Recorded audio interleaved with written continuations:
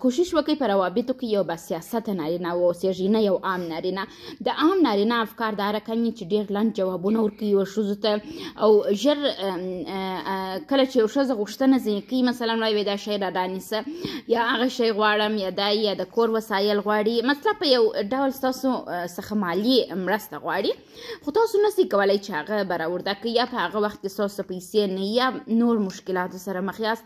تاسو د دې لپاره چې خپل ښځه راضي کړئ چې تاسو دغه شی نور ته اخلئ، کوشش وکړئ د یو څو خبرو څخه استفاده وکړئ، یعنې په لنډ توګه و ښځې ته جواب مه ورکوئ چې زما څه پیسې نسته یا زما څه دا شی نسته.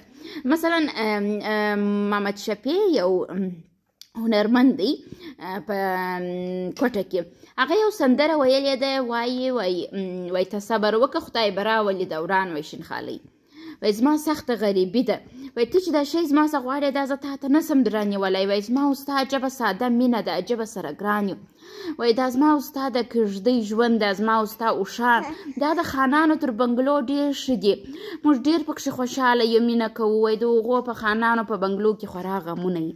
یعنې دا نجلۍ یوه دې ته په دا شعر کې متقاعده کړې ده چې په غریبۍ کې د شینخالۍ ژوند ورسره وکړي. ګورې بعضې وخت باسیاسته نارینه ډېر غریب وي، خو ښځې ډېره ځینې خوشحاله وي او دوی ښه ژوند لري.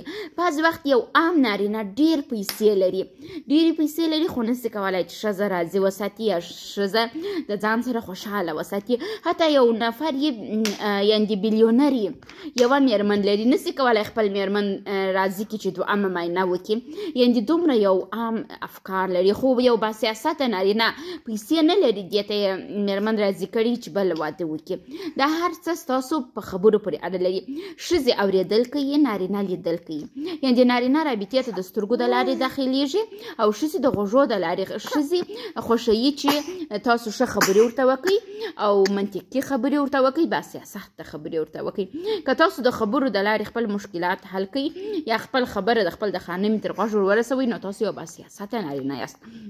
او که تاسو لنډ ټکو باندې لنډ جوابونه خپل میرمنو ورته ورکوئ، نو تاسو یو باسیاسته نارینه نه یاست، عام شخص یاست او په ژوند کې به مو مشکلات دي.